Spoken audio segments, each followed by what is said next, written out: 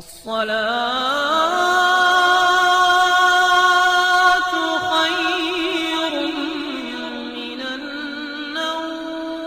السلام علیکم ورحمۃ اللہ وبرکاتہ۔ ناظرین گرامی، ہم امید کرتے ہیں کہ آپ سب لوگ خیر و عافیت سے ہوں گے۔ ہماری دعا ہے کہ اللہ پاک آپ سب کو خیر و عافیت سے رکھے۔ پیارے دوستو، اللہ تعالیٰ کا فرمان ہے کہ تمہارے اوپر جو بھی پریشانیاں اور مصیبتیں آتی ہیں یہ تمہارے اپنے ہی ہاتھوں کی کمائی ہوئی ہے۔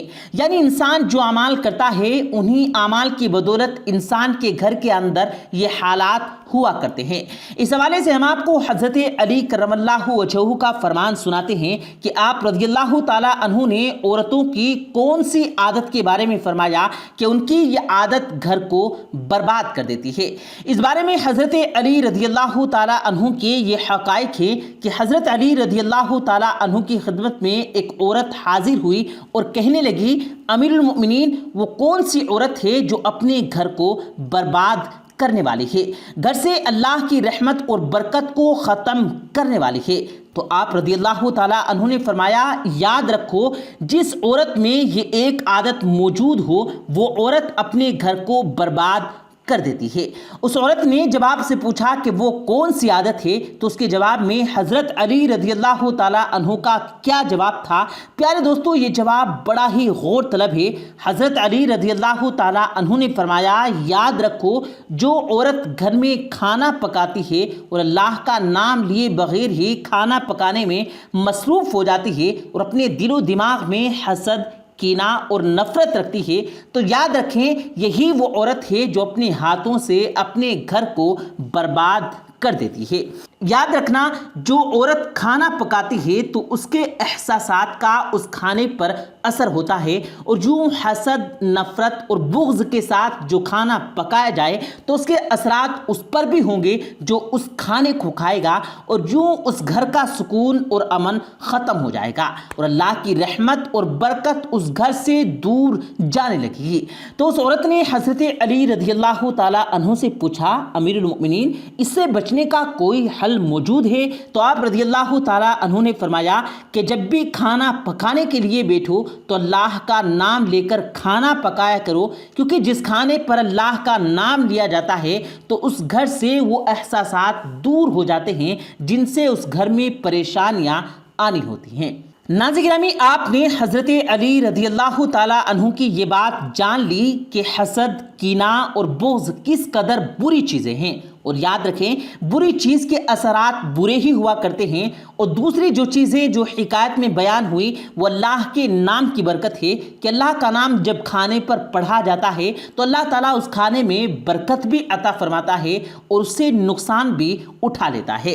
یاد رہے کہ حدیث نبوی صلی اللہ علیہ وآلہ وسلم میں بھی حسد اور کینہ کی سخت ممانعت فرمائی گئی ہے، جیسا کہ ایک روایت میں ہے کہ حضرت انس بن مالک رضی اللہ تعالیٰ عنہ کا بیان ہے کہ رسول کریم صلی اللہ علیہ وآلہ وسلم نے فرمایا، ایک دوسرے سے بغض نہ رکھو اور نہ حسد کرو اور نہ ہی غیبت کرو، اور اللہ تعالیٰ کے بندے اور بھائی بن کر رہو، اور کسی مسلمان کے لیے جائز نہیں کہ وہ اپنے بھائی سے 3 دن سے زیادہ جدا رہے، یعنی قطع تعلق کرے۔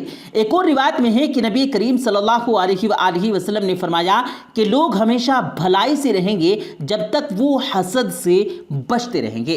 تو دوستو، ان روایات میں حضرت علی کی ممانعت اور ساتھ میں یہ بھی فرمایا کہ حسد اور بھلائی دونوں اکٹھے نہیں ہو سکتے ہیں۔ جہاں حسد ہوگا وہاں بھلائی اور برکت اور اللہ کی رحمت نہیں ہو سکتی، اور جہاں بھلائی اور اللہ کی رحمت اور برکت ہوگی وہاں حسد کا کوئی کام نہیں ہے۔ یاد رکھیں کہ ہر اخلاقی برائی نقصان دہ ہے، کبھی یہ نقصان دنیا میں ہی نظر آ جاتا ہے اور کبھی آخرت کے لیے موقوف ہو جاتا ہے، لیکن حسد یا جلن ایک ایسی بیماری ہے جس کا شکار دنیا میں نفسیاتی اذیت اٹھاتا ہے اور دل ہی دل میں گھٹ کر ذہنی اور جسمانی مرضوں میں مبتلا ہو جاتا ہے۔ یعنی حسد کی سزا کا عمل اس دنیا سے شروع ہو جاتا ہے۔ اسی وجہ سے قرآن مجید میں حسد کرنے والوں کے شر شر سے اللہ کی پناہ مانگی گئی ہے، کیونکہ وہ اس باولے پن میں بھی اس حد تک جا سکتا ہے۔ یاد رکھیں کہ حسد کے بارے میں فرمایا، حسد نیکیوں کو اس طرح سے کھا جاتا ہے جیسے سوکھی لکڑیوں کو آگ کھا جاتی ہے۔ اسی لیے دنیا اور آخرت کی بھلائی کے لیے اس بیماری کو جاننا اور اس سے بچنے کی تدابیر اختیار کرنا بہت ضروری ہے۔ یہاں مختصر آپ کو یہ بات سمجھانے کی کوشش کرتے ہیں کہ یہ حسد کیا ہے۔ یاد رکھیں، حسد کے لغوی معنی کسی دوسرے شخص کی نعمت یا خوبی کا زوال چاہنا یا اس کے نقصان کے در پہ ہونا ہے۔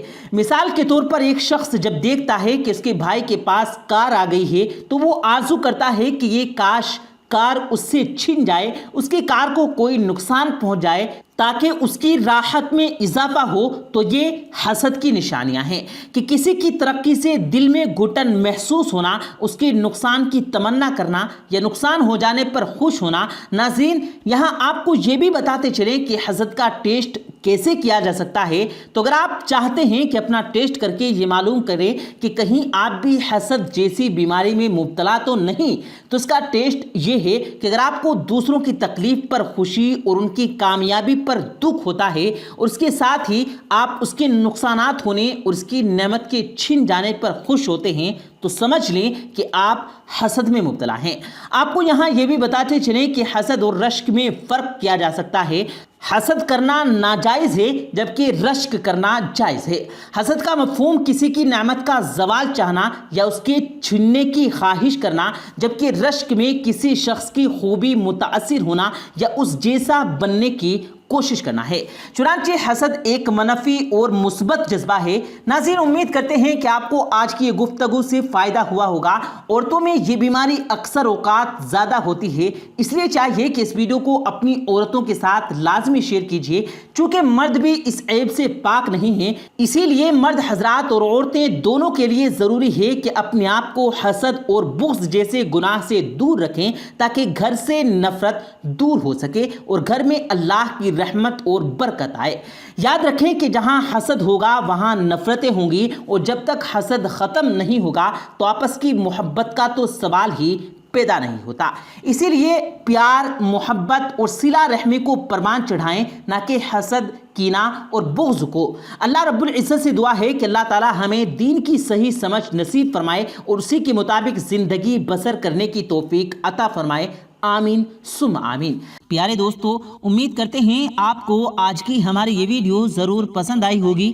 اگر آپ کو یہ ویڈیو پسند آیا ہو تو اس ویڈیو کو دل سے لائک کریں اور زیادہ سے زیادہ لوگوں تک اس ویڈیو کو ثواب کی نیت سے شیئر کریں، اور اس ویڈیو کے بارے میں آپ کی کیا رائے ہے کمنٹ سیکشن میں اپنی رائے کا اظہار ضرور دیں، اور مزید اسی طرح کی روز کی ویڈیو پانے کے لیے ہمارے چینل کو ضرور سبسکرائب کریں۔ ملتے ہیں پھر ایک نئی ویڈیو کے ساتھ، تب تک کے لیے اللہ حافظ۔